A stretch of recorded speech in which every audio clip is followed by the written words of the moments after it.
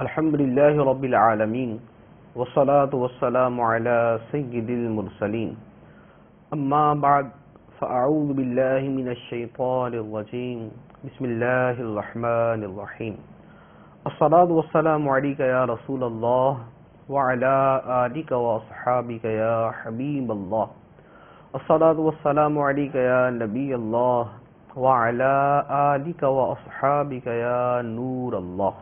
سرکار دو عالم نور مجسم صلی اللہ تعالی علیہ وآلہ وسلم کا فرمان علی شان ہے، جس نے قرآن پاک پڑھا اور رب العالمین کی حمد کی اور نبی کریم صلی اللہ تعالی علیہ وآلہ وسلم پر درود پڑھا اور اپنے رب سے استغفار کیا، تو اس نے خیر کو اپنی جگہ سے تلاش کر لیا۔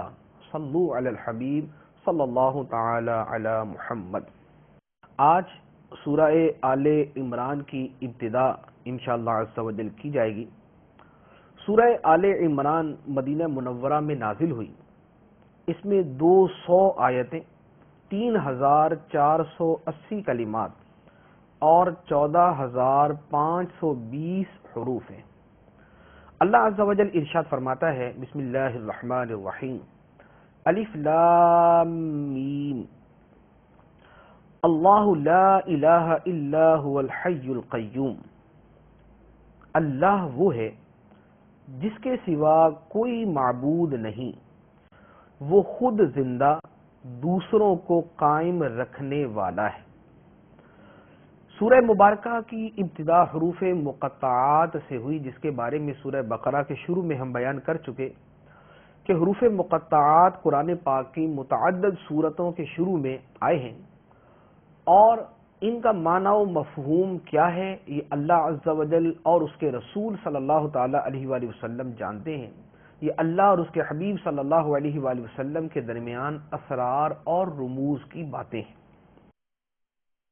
اس سورہ مبارکہ کی ابتدائی 80 آیتوں کے شان نزول کے بارے میں مفسرین کرام نے لکھا ہے کہ نجران نامی علاقے سے عیسائیوں کا ایک گروہ نبی کریم صلی اللہ تعالی علیہ وآلہ وسلم کی بارگاہ میں حاضر ہوا۔ 60 افراد پر مشتمل یہ گروہ تھا۔ اس میں بڑے بڑے پادری، بڑے بڑے عیسائی علماء موجود تھے۔ نبی کریم صلی اللہ تعالی علیہ وآلہ وسلم سے انہوں نے حضرت عیسیٰ علیہ السلام کے بارے میں مناظرہ کیا۔ سرکار دو عالم صلی اللہ تعالی علیہ وآلہ وسلم نے انہیں مسکت، خاموش کر دینے والے جواب ارشاد فرمائے۔ اس واقعے کے بعد اللہ عز و جل نے سورہ آل عمران کی ابتدائی 80 کے قریب آیات مبارکہ نازل فرمائیں۔ تو ان آیات مبارکہ میں بنیادی طور پر عیسائیوں کے عقائد کی تردید ہے، اسلام کی حقانیت کا بیان ہے، اور عیسائیوں کے بد اعمال کا بیان ہے۔ ارشاد فرمایا، اللہ لا الہ الا هو الحی القیوم۔ اللہ وہ ہے جس کے سوا کوئی معبود نہیں، وہ حی ہے، قیوم ہے۔ یہاں اللہ عز و جل کی 2 صفات کا بیان فرمایا۔ پہلی صفت حیٌ۔ حیٌ کا معنی ہے ایسا ہمیشہ رہنے والا جس کی موت ممکن نہیں، ایسا ہمیشہ رہنے والا جس کی موت ممکن نہیں۔ اور قیوم کا معنی ہے وہ قائم بذات، یعنی بغیر کسی دوسرے کی محتاجی اور تصرف کے جو خود قائم ہو اور مخلوق کی دنیا اور آخرت کی زندگی کی حاجتوں کی تدبیر فرمائے، وہ قیوم۔ تو یہاں اللہ عز و جل کی ان 2 صفات کا تذکرہ فرمایا۔ پھر فرمایا، نزل علیک الکتاب بالحق مصدقا لما بین یدیہ وانزل التوراۃ والانجیل من قبل هدى للناس وانزل الفرقان ان الذين كفروا بآيات الله لهم عذاب شديد والله عزيز ذو انتقام۔ اس نے تم پر یہ سچی کتاب اتاری جو پہلی کتابوں کی تصدیق کرتی ہے، اور اس نے اس سے پہلے لوگوں کی رہنمائی کے لیے تورات اور انجیل نازل فرمائی، اور اللہ نے حق و باطل میں فرق اتارا۔ بے شک وہ لوگ جنہوں نے اللہ کی آیتوں کا انکار کیا ان کے لیے سخت عذاب ہے اور اللہ غالب بدلہ لینے والا ہے۔ ان دو مبارک آیتوں میں اللہ عز و جل نے اپنی نازل کردہ 3 اہم ترین کتابوں کا تذکرہ فرمایا۔ انبیاء کرام علیہم السلام پر جو بڑی بڑی کتابیں نازل ہوئیں وہ 4 تھیں، تورات، انجیل، زبور اور قرآن۔ ان 2 آیات مبارکہ میں ارشاد فرمایا کہ اللہ عز و جل نے قرآن پاک کو حق کے ساتھ نازل فرمایا۔ ایک قرآن پاک کا تذکرہ ہوا، اور پھر فرمایا کہ قرآن سے پہلے اللہ عز و جل نے تورات اور انجیل کو نازل فرمایا۔ تو تورات اور انجیل اور قرآن یہ اللہ عز و جل کی مقدس کتابیں ہیں، جن میں قرآن پاک کسی حرف، کسی لفظ، کسی نقطے کی تحریف و تغییر کے بغیر آج تک موجود، اور تورات اور انجیل کے اندر ان کے مذہب کے ماننے والوں نے تبدیلیاں کر دی۔ اللہ عز و جل ارشاد فرماتا ہے کہ اللہ کی آیتوں کے انکار کرنے والوں کے لیے عذاب شدید کی وعید ہے۔ تو اب جو شخص تورات اور انجیل کی حقیقی آیات کا انکار کرتا ہے وہ بھی عذاب الہی کا مستحق، اور جو قرآن کی کسی آیت کا انکار کرتا ہے وہ بھی عذاب الہی کا مستحق ہے۔ پھر فرمایا ان اللہ لا یخفی علیہ شیء فی الارض ولا فی السماء، بے شک اللہ پر کوئی چیز پوشیدہ نہیں، نہ زمین میں اور نہ ہی آسمان میں۔ یہاں اللہ عز و جل کے علم کی وسعت کو بیان فرمایا، اور اللہ عز و جل ہر شے کو دیکھ رہا ہے اس کے بارے میں بیان فرمایا۔ آسمان و زمین کی ہر چیز ہر وقت اپنی تمام تر تفصیلات کے ساتھ بغیر کسی کے بتائے معلوم ہونا یہ اللہ کی صفت ہے۔ ہر چیز ہر وقت اپنی تمام تر تفصیلات کے ساتھ اور بغیر کسی کے بتائے معلوم ہونا یہ اللہ عز و جل کی صفت ہے۔ ان میں سے کوئی شے اگر کسی اور کے لیے ثابت کی جاتی ہے کہ کسی ایک بھی شے کا علم ذاتی طور پر اللہ کے علاوہ کسی اور کے لیے ثابت کیا جاتا ہے تو یہ کفر و شرک ہے۔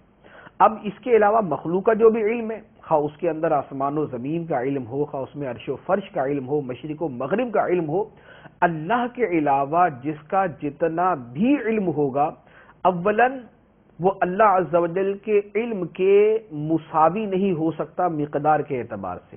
دوسرے نمبر پہ اللہ عز و جل کا علم لا متناہی ہے، مخلوق کا علم کتنا ہی بڑھ جائے وہ متناہی ہوگا، اس کی کوئی نہ کوئی انتہا ہوگی، اس کی کوئی نہ کوئی حد ہوگی۔ اور تیسرے نمبر پہ اللہ عز و جل کا علم بغیر کسی کے بتائے ہے، اور مخلوق میں جس کے پاس جو علم ہے، خواہ وہ سائنس کا ہے، وہ دین کا ہے، وہ آسمان و زمین کا ہے، خواہ وہ برے لوگوں کے پاس ہے یا وہ اچھے لوگوں کے پاس ہے یا وہ اولیاء و انبیاء کے پاس ہے، جو بھی علم ہے وہ اللہ عز و جل کی عطا کے ساتھ ہے۔ جیسے قرآن پاک میں اللہ عز و جل نے ارشاد فرمایا، یہاں تو فرمایا کہ آسمان و زمین کی کوئی شے اللہ عز و جل پر پوشیدہ نہیں، تو یہاں اللہ عز و جل کے آسمان و زمین کے علم کا بیان ہوا۔ اب ایک دوسری آیت میں فرمایا وَكَذَلِكَ نُرِي إِبْرَاهِيمَ مَلَكُوتَ السَّمَاوَاتِ وَالْأَرْضِ، اور ہم یوں ہی ابراہیم کو آسمانوں اور زمین کی بادشاہت دکھاتے ہیں۔ تو اللہ عز و جل نے حضرت ابراہیم علیہ السلام کو آسمانوں اور زمین کی بادشاہت دکھائی، تو آسمان و زمین کے بے شمار چیزوں کا علم حضرت ابراہیم علیہ السلام کو عطا کیا گیا۔ تو اب حضرت ابراہیم علیہ السلام کو علم تو ہوا، لیکن کیسے؟ وَكَذَلِكَ نُرِي، ہم دکھاتے ہیں، یعنی اللہ عز و جل نے عطا فرمایا تو حضرت ابراہیم علیہ السلام کو علم ہوا۔ تو یہ وہ بنیادی فرق ہے جو اللہ کے اور مخلوق کے علم کے درمیان کیا جائے گا۔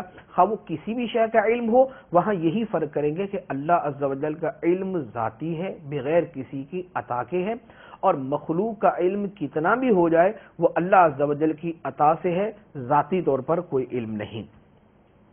پھر فرمایا هو الذی یصورکم فی الارحام کیف یشاء لا الہ الا هو العزیز الحکیم، وہی ہے جو ماؤں کے پیٹوں میں جیسی چاہتا ہے تمہاری صورت بناتا ہے، اس کے سوا کوئی معبود نہیں، وہ زبردست ہے، حکمت والا ہے۔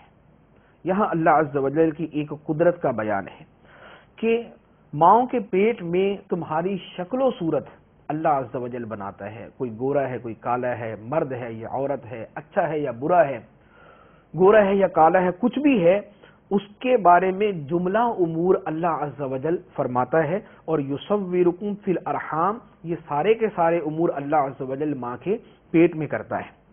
اب یہاں پر ایک بات، احادیث مبارکہ کے اندر اس طرح کی بہت ساری حدیثیں جن سے پتہ چلتا ہے کہ ماں کے پیٹ میں شکل و صورت بنانا، اس میں روح پھونکنا، یہ فرشتہ کرتا ہے، یہ احادیث میں موجود۔ آیت میں فرمایا کہ یہ کام اللہ عز و جل کرتا ہے، تو اب آیت فرماتی ہے کہ اللہ عز و جل کرتا ہے اور حدیث میں ہے کہ فرشتہ کرتا ہے، تو دونوں میں تطبیق یہ ہے کہ چونکہ فرشتہ یہ سارے کام اللہ عز و جل کے اذن سے، اس کے دیے ہوئے اختیار سے کرتا ہے، اس لیے فرشتے کا کام حقیقتاً اللہ عز و جل کا کام ہے۔ تو جو خالق ہے، جو مصور حقیقی ہے، وہ اللہ عز و جل، جو حقیقتاً صورت بنانے والا ہے وہ اللہ عز و جل۔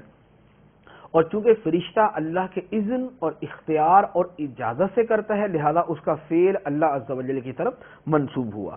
تو اسی طرح اللہ تعالیٰ کے نیک بندے، انبیاء، اولیاء، جو لوگوں کی مدد فرماتے ہیں، جو لوگوں کی حاجت روائی فرماتے ہیں، تو ان کے یہ کام چونکہ اللہ کے اذن سے، اجازت سے اور اللہ کے دیے ہوئے اختیارات سے ہوتے ہیں، اس لیے ان کے یہ کام اللہ عز و جل ہی کے کام ہوتے ہیں۔ تو نبی کا مدد کرنا یہ خدا ہی کا مدد کرنا ہوتا ہے، اسی طرح ولی کا مدد کرنا یہ بھی خدا کا مدد کرنا قرار پائے گا۔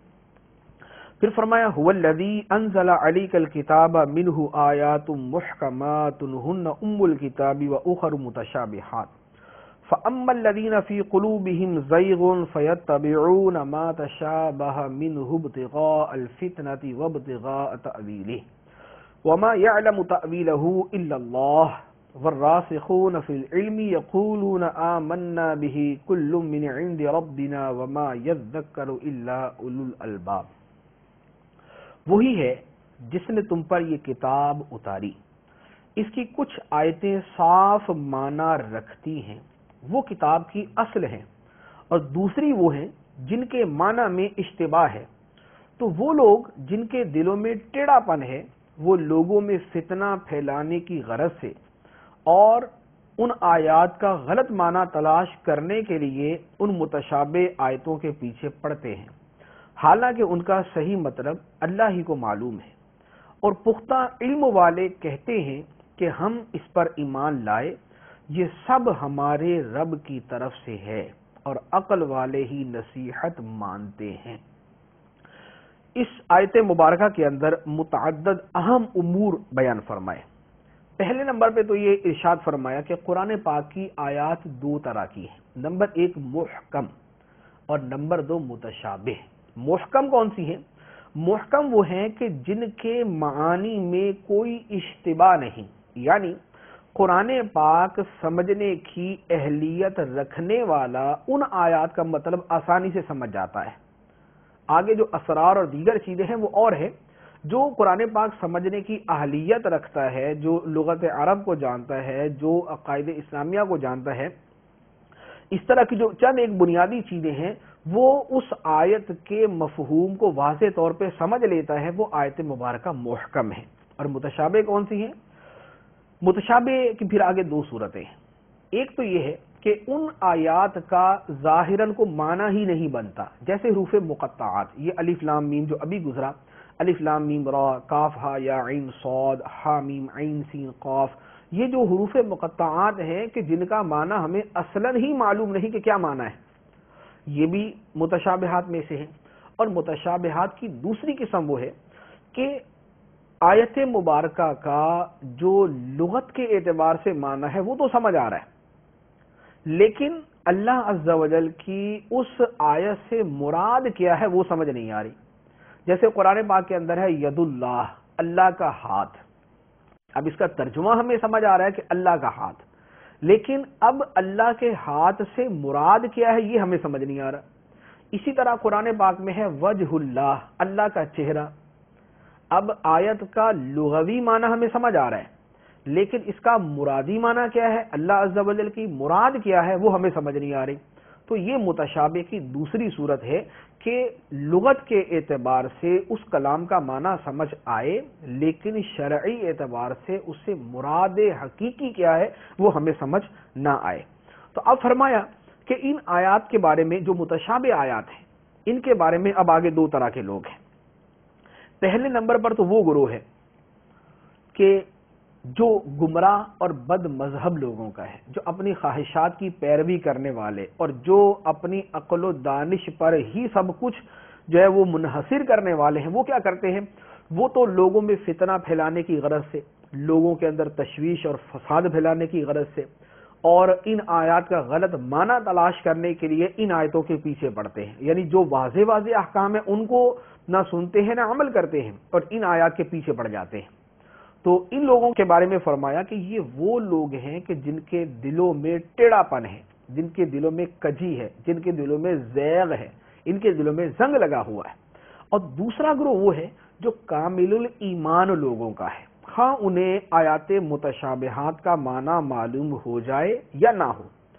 جب انہیں یہ معلوم ہے کہ یہ کلام ان کے رب کی طرف سے آیا ہے تو وہ کہتے ہیں کہ ہم اس پر ایمان لائے اور یہ سارے کا سارا ہمارے رب کی طرف سے ہے، یعنی ان کے لیے یہ ضروری نہیں کہ انہیں اس بات کا مفہوم بھی سمجھ آئے، ان کے لیے اتنا کافی ہے کہ اس کو نازل کرنے والا ان کا رب ہے۔ تو یہ ایک پختہ ایمان والے کی دلیل ہے، ایک پختہ ایمان والے کا ایمان ہے کہ جب اللہ عز و جل کی طرف سے اس کے پاس کوئی بھی حکم آتا ہے یا کوئی آیت نازل ہوتی ہے تو وہ اس حکم پہ عمل کرتا ہے، اور آیت اور کسی آیت کا معنی مفہوم نہیں بھی سمجھ آتا تو اللہ عز و جل کی طرف سے اس کے حق ہونے کا یقین رکھتا ہے۔ اب یہ بات کہ جو آیات متشابہات ہیں جس کے بارے میں فرمایا کہ وما یعلم تأویلہ الا اللہ، اس کی تعویل، اس کا معنی و مفہوم صرف اللہ جانتا ہے، تو کیا اللہ کے علاوہ کوئی اور بھی جانتا ہے؟ تو حقیقتاً یعنی ذاتی طور پہ تو اس کا معنی صرف اللہ ہی جانتا ہے، لیکن اللہ عز و جل جس کو اس کا معنی بتا دے وہ بھی جانتا ہے۔ تو اللہ عز و جل کے رسول صلی اللہ تعالی علیہ وآلہ وسلم کا مقام و مرتبہ اس سے بلند ہے کہ اللہ عز و جل انہیں قرآن کی وہ آیتیں عطا فرمائے کہ جس کا معنی و مطلب ہی سرکار کو بیان نہ فرمائے۔ تو سرکار دو عالم صلی اللہ علیہ وآلہ وسلم کو متشابہات کا اور مقطعات کا علم عطا فرمایا گیا۔ علماء نے، مفسرین نے اس کی تصریح فرمائی۔ پھر اس کے بعد فرمایا والراسخون فی العلم، اور علم میں جو پختہ ہیں، یقولون وہ کہتے ہیں آمنا بہ، ہم اس پر ایمان لائے، کل من عند ربنا، یہ سب ہمارے رب کی طرف سے ہے۔ یہاں فرمایا راسخ فی العلم۔ راسخ فی العلم کون ہے؟ راسخ فی العلم کا لغوی معنی ہے علم میں پختہ۔ تو حضرت انس بن مالک رضی اللہ تعالی عنہ ارشاد فرماتے ہیں، تفسیر خازن میں ہے، فرمایا کہ راسخ فی العلم وہ عالم با عمل ہے جو اپنے علم کی پیروی کرنے والا ہے، وہ عالم با عمل ہے جو اپنے علم کی پیروی کرنے والا ہے۔ اور مفسرین کا ایک قول یہ ہے، یہ بھی تفسیر خازن میں ہے، فرماتے ہیں کہ راسخ فی العلم وہ ہے جس میں 4 صفتیں ہوں۔ نمبر 1 اللہ عز و جل کا تقوی، نمبر 2 لوگوں کے ساتھ تواضع اور انکساری، نمبر 3 دنیا سے زہد و بے رغبتی، نمبر 4 نفس کے ساتھ مجاہدہ، جو اللہ سے ڈرنے والا، لوگوں کے ساتھ عاجزی سے پیش آنے والا، دنیا سے بے رغبتی اختیار کرنے والا اور اپنے نفس کے ساتھ مجاہدہ کرنے والا ہے، وہ راسخ فی العلم کے مرتبے میں داخل ہو جاتا ہے۔ اللہ عز و جل ہمیں بھی اسی مرتبے کے اندر داخل فرمائے۔ پھر فرمایا وما یذکر الا اولو الالباب، اور عقل والے ہی نصیحت مانتے ہیں۔ اس آیت مبارکہ میں عقل کی فضیلت پتہ چلتی ہے۔ تو عقل اللہ تعالیٰ کی ایک نعمت ہے کہ جس کے ذریعے آدمی بہت ساری چیزوں کو سمجھتا ہے اور بہت ساری اشیاء سے نصیحت حاصل کرتا ہے، لیکن عقل وہی معتبر ہے جو ہدایت کا ذریعہ بنے۔ جو عقل گمراہی کا ذریعہ بنے وہ جہالت سے بھی بدتر ہے۔ جیسے طاقت بڑی اچھی چیز ہے، لیکن جو طاقت ظلم میں استعمال ہو وہ کمزوری سے بھی زیادہ بدتر ہے۔ پھر فرمایا ربنا لا تزغ قلوبنا بعد اذ هديتنا وهب لنا من لدنك رحمة انك انت الوهاب، اے ہمارے رب تو نے ہمیں ہدایت عطا فرمائی ہے، اس کے بعد ہمارے دلوں کو ٹیڑھا نہ کرنا اور ہمیں اپنے پاس سے رحمت عطا فرما، بے شک تو بڑا عطا فرمانے والا ہے۔ یہاں عقل والوں کی دعا اللہ کی بارگاہ میں عرض کی گئی ہے کہ اے ہمارے رب تو نے ہمیں ہدایت عطا فرمائی، اب اس کے بعد ہمارے دلوں کو ٹیڑھا نہ کر دینا۔ ہدایت ملنا بڑی چیز ہے، لیکن اس کا فائدہ تب ہے کہ جب ہدایت پر استقامت مل جائے، جب وہ ہدایت ہمیشہ ہمیشہ رہے۔ اگر ساری زندگی ایمان پر گزر گئی اور خاتمہ کفر پر ہو گیا تو زندگی بھر کی ہدایت کا کوئی فائدہ نہیں۔ اسی لیے جو دار و مدار ہے وہ حسن خاتمہ پر ہے۔ حدیث مبارک ہے انما الاعمال بالخواتیم، اعمال کا دار و مدار خاتمے پر ہے۔ اگر خاتمہ اچھا ہے تو اعمال کا اعتبار، اور اگر خاتمہ برا ہو گیا، کفر پر ہو گیا، تو ساری زندگی کے سارے اعمال برباد ہو گئے۔ اسی لیے بزرگان دین ایمان پر خاتمے کے بارے میں بڑے فکر مند رہتے تھے اور ایمان پر خاتمے کے لیے دعائیں کیا کرتے تھے۔ تو یہ آیت مبارکہ بھی اسی مفہوم کے اندر ہے۔ تو یہ آیت مبارکہ بھی اگر بکثرت پڑھی جاتی رہے، ربنا لا تزغ قلوبنا بعد اذ ہدیتنا وہب لنا من لدنک رحمہ انک انت الوہاب، یہ دعا بکثرت پڑھتے رہے تو انشاءاللہ عز و جل خاتمہ بالخیر کے لیے مفید ثابت ہوگی۔ پھر فرمایا ربنا انک جامع الناس لیوم لا ریب فیہ ان اللہ لا یخلف المیعاد، اے ہمارے رب بے شک تو سب لوگوں کو اس دن جمع کرنے والا ہے جس میں کوئی شبہ نہیں، بے شک اللہ وعدہ خلافی نہیں کرتا۔ اللہ عز و جل وعدہ خلافی نہیں کرتا، کیونکہ وعدہ خلافی کرنا جھوٹ ہے اور اللہ عز و جل جھوٹ سے پاک ہے۔ نہ اللہ عز و جل جھوٹ بولتا ہے اور نہ جھوٹ بول سکتا ہے۔ جو یہ کہے کہ اللہ عز و جل نے جھوٹ بولا وہ بھی کافر، اور جو یہ کہے اللہ عز و جل جھوٹ بول سکتا ہے یہ بھی کفر ہے۔ امام اہل سنت اعلی حضرت عظیم البرکت امام احمد رضا خان علیہ رحمۃ الرحمٰن نے اس موضوع کے اوپر ایک نہایت ہی مفصل اور نفیس کتاب تصنیف فرمائی جس کا نام ہے سبحان الصبوح، یہ قابل مطالعہ ہے۔ اس کے بعد اللہ عز و جل نے ارشاد فرمایا ان الذین کفروا لن تغنی عنہم اموالہم ولا اولادہم من اللہ شیئا واولئک هم وقود النار، بے شک کافروں کے مال اور ان کی اولاد اللہ کے عذاب سے انہیں کچھ بھی بچا نہ سکیں گے اور وہی دوزخ کا ایندھن ہے۔ تو جب مال اور اولاد اللہ کے عذاب سے بچا نہیں سکتی تو اس کے پیچھے پڑ کر اپنے آپ کو عذاب کا مستحق بنا لینا یہ کسی بھی طرح کی عقل مندی نہیں۔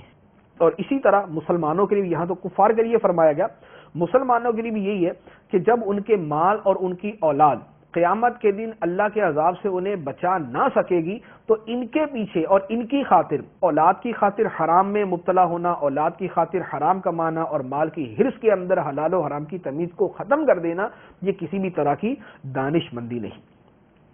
پھر فرمایا کدأب آل فرعون والذین من قبلہم کذبوا بآیاتنا فأخذهم اللہ بذنوبہم واللہ شدید العقاب، جیسا فرعون کے ماننے والوں اور ان سے پہلے لوگوں کا طریقہ تھا، انہوں نے ہماری آیتوں کو جھٹلایا تو اللہ نے ان کے گناہوں پر انہیں پکڑ لیا اور اللہ کا عذاب بڑا سخت ہے۔ یہاں فرمایا گیا کہ نبی کریم صلی اللہ علیہ وآلہ وسلم کے زمانے کے کافروں کا طریقہ بھی ویسا ہی ہے جیسا کہ فرعون اور فرعونیوں کا تھا۔ فرعون اور اس کے ساتھیوں کے سامنے حضرت موسیٰ علیہ الصلوۃ والسلام اللہ کے رسول بن کر تشریف لائے اور انہوں نے معجزات دکھائے اور اللہ کی کتاب پیش کی، لیکن فرعون اور فرعونیوں نے ماننے سے انکار کر دیا۔ اسی طرح کفار مکہ کے پاس سرکار دو عالم صلی اللہ علیہ وآلہ وسلم اللہ کے رسول بن کر تشریف لائے اور معجزات دکھائے اور کتاب پیش کی، اور ان لوگوں نے بھی اسی طرح انکار کر دیا جس طرح فرعون اور فرعونیوں نے انکار کیا تھا۔ پھر فرمایا قل للذین کفروا ستغلبون وتحشرون الی جہنم وبئس المہاد، ان کافروں سے کہہ دو کہ ان قریب تم مغلوب ہو جاؤ گے اور دوزخ کی طرف ہانکے جاؤ گے اور وہ بہت ہی برا ٹھکانہ ہے۔ تفسیر در منصور میں اس آیت مبارکہ کے بارے میں ہے، حضرت عبداللہ ابن عباس رضی اللہ تعالی عنہما فرماتے ہیں کہ جب غزوہ بدر سے سرکار دو عالم صلی اللہ علیہ وآلہ وسلم واپس مدینہ منورہ تشریف لائے، چونکہ غزوہ بدر میں کفار کو شکست ہوئی تھی، اب جب مدینہ منورہ تشریف لائے تو یہودیوں نے آپس میں کہا کہ یہ کفار مکہ سے لڑ کر آ رہے ہیں، قریش مکہ لڑنے کا ڈھنگ جانتے ہی نہیں تھے، اگر ہم سے لڑائی ہوئی تو ان کو پتہ چل جائے گا کہ لڑنا کس کو کہتے ہیں، جب یہودیوں نے یہ بات کہی تو اللہ عز و جل نے قرآن پاک کی یہ آیت مبارکہ نازل فرمائی، قل اے حبیب تم فرما دو للذین کافروا کافروں سے، ستغلبون کہ تم ان قریب مغلوب ہو جاؤ گے، وتحشرون الی جہنم اور جہنم کی طرف ہانکے جاؤ گے۔ تو سرکار دو عالم صلی اللہ علیہ وآلہ وسلم نے جو یہ یہودیوں کو فرمایا وہ پورا ہوا کہ یہودی مغلوب ہوئے، گرفتار کیے گئے، قتل کیے گئے، ان پر جزیہ مقرر کیا گیا، ان کو جلا وطن کیا گیا۔ تو کسی گروہ کو گرفتار کیا، کسی کو قتل کیا، کسی پر جزیہ مقرر کیا، کسی کو جلا وطن کر دیا، اور جو دوسری وعید ہے کہ وَتُحْشَرُونَ إِلَىٰ جہنم، اور تمہیں جہنم کی طرف ہانکا جائے گا، یہ قیامت کے دن پورا ہو جائے گا۔ تو جو سرکار دو عالم صلی اللہ علیہ وآلہ وسلم نے غیب کی خبر انہیں بتائی وہ پوری ہوئی کہ کفار مغلوب ہو گئے۔ اس کے بعد ایک اور واقعے کے ذریعے سمجھایا جا رہا ہے، قد کان لکم آیۃ فی فئتین التقطا فئۃ تقاتل فی سبیل اللہ واخری کافرۃ یرونہم مثلیہم رأی العین واللہ یؤید بنصرہ من یشاء ان فی ذلک لعبرۃ لأولی الابصار۔ بے شک تمہارے لیے ان دو گروہوں میں بڑی نشانی ہے جنہوں نے آپس میں جنگ کی، ان میں ایک گروہ تو اللہ کی راہ میں لڑ رہا تھا اور دوسرا گروہ کافروں کا تھا، وہ انہیں خود سے دگنا دیکھ رہے تھے، اور اللہ اپنی مدد کے ساتھ جس کی چاہتا ہے تائید فرماتا ہے۔ بے شک اس واقعے میں عقل مندوں کے لیے بڑی عبرت ہے۔ یہاں غزوہ بدر کی طرف اشارہ ہے۔ غزوہ بدر میں ایک طرف کفار کا گروہ تھا، ایک طرف مسلمانوں کا تھا۔ اب یہاں سب کو خطاب ہے، اس میں مسلمان بھی آ سکتے ہیں، کفار بھی، اہل کتاب بھی، کہ تمہارے لیے اس غزوہ بدر میں اللہ عز و جل کی نشانی موجود ہے۔ ایک گروہ اللہ کی راہ میں لڑ رہا تھا اور دوسرا کافروں کا تھا، اور مسلمان بے سر و سامان، اپنی عددی قوت کے اندر کم، اسلحے کے اعتبار سے کم، گھوڑوں اور اونٹوں کے اعتبار سے کم تھے، اور کفار عددی طاقت میں برتر تھے، اپنے گھوڑے اور اسلحے کے اندر زیادہ تھے، اپنے کھانے پینے کے سامان میں زیادہ تھے۔ اس کے باوجود اللہ عز و جل نے کمزور گروہ کی مدد فرمائی اور کفار کی اکثریت کے اوپر انہیں غلبہ عطا فرمایا۔ تو اے لوگوں، تمہارے لیے اس میں نشانی ہے کہ اللہ عز و جل جس کی تائید اور نصرت فرماتا ہے کامیاب وہی ہوتا ہے، اگرچہ ظاہری اعتبار سے کمزور ہو اور ساز و سامان اس کے پاس کم ہو۔ تو فرمایا کہ تمہارے لیے اس میں نشانی اور عبرت ہے۔ پھر یہاں پر اللہ عز و جل نے جو مسلمانوں کی تائید فرمائی اس کا ایک نمونہ یہاں بیان فرمایا، یرونہم مثلیہم رأی العین، وہ کھلی آنکھوں انہیں اپنے سے دگنا دیکھ رہے تھے۔ اس آیت مبارکہ کا کیا معنی ہے، اس جملے کا کیا معنی ہے، اس کے بارے میں مفسرین نے کئی صورتیں بیان فرمائی۔ تین مفہوم اس کے ایسے ہیں جن کے بارے میں فرمایا کہ یہ مراد واضح طور پر ہو سکتے ہیں۔ کفار نے مسلمانوں کو خود سے دگنا دیکھا، کفار 1000 تھے اور مسلمان 313۔ آیت کا معنی کہ اللہ عز و جل نے کفار پر رعب ڈالنے کے لیے ان کے اوپر ایسا تصرف فرمایا کہ کفار نے مسلمانوں کو خود سے دگنا دیکھا، یعنی کفار 1000 تو مسلمان انہیں یوں لگا کہ جیسے 2000 ہیں، حالانکہ تھے 313۔ دوسرا مفہوم یہ بیان کیا کہ مسلمانوں نے خود کو اپنے آپ سے دگنا دیکھا، یعنی تھے 313 لیکن یہ دیکھ رہے تھے کہ ہم گویا 626 ہیں۔ اور یا اس کا معنی یہ بیان کیا کہ کفار کو مسلمانوں کی تعداد مسلمانوں سے دگنی نظر آئی، تو مسلمان 313 تھے اور کفار کو دگنے نظر آ رہے تھے، یعنی ان کو 626 نظر آ رہے تھے، تو ان کو تعداد بڑھ کر نظر آ رہی تھی، جس کی وجہ سے ان کے دل پہ رعب طاری ہو رہا تھا۔ تو غزوہ بدر میں دو طرح کی آیتیں ہیں اور دونوں کا مفہوم جو ہے وہ خلاصتاً میں عرض کرتا ہوں۔ ایک آیت مبارکہ میں یہ ہے کہ کفار مسلمانوں کو تھوڑے نظر آئے اور مسلمان کفار کو تھوڑے نظر آئے، یہ بھی قرآن پاک کے اندر موجود ہے۔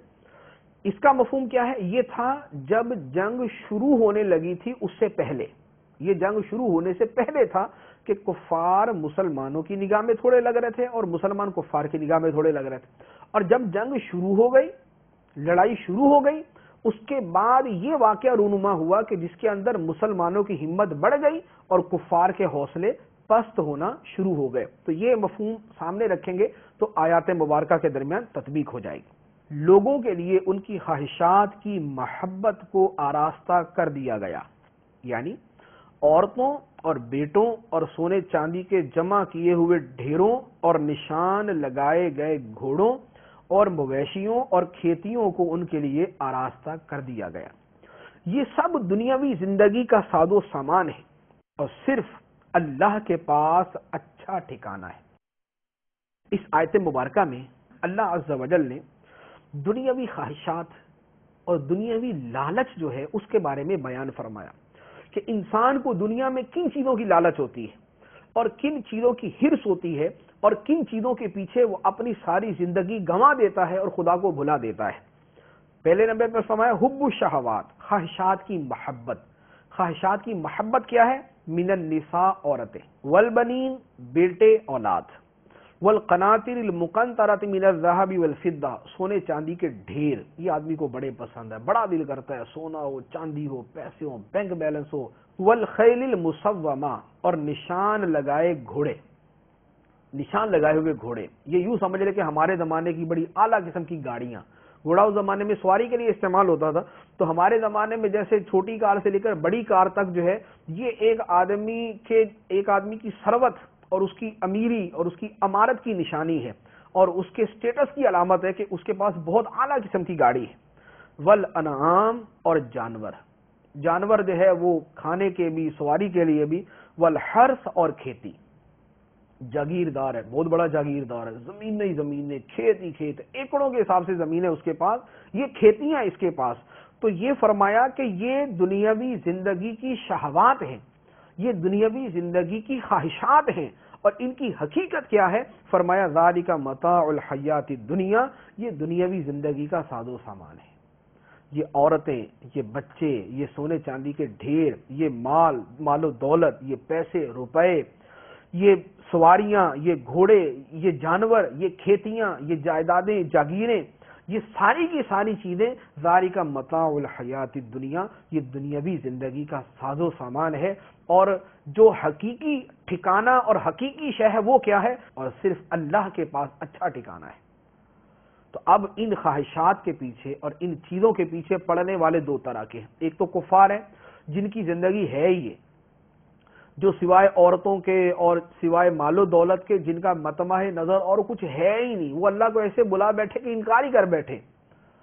اور اس کے بہت قریب تک کا حال مسلمانوں کا بھی ہے کہ مسلمان تو ہیں، کلمہ پڑھتے ہیں، مسلمان ہیں، دل سے مسلمان ہیں، لیکن ان چیزوں کی محبت میں ایسے مگن ہیں کہ خلق کے پیچھے خالق کو بھولے ہوئے، مخلوق کے پیچھے خالق کو بھولے ہوئے، دنیا کے پیچھے اپنے رب کو بلا کے بیٹھے ہیں.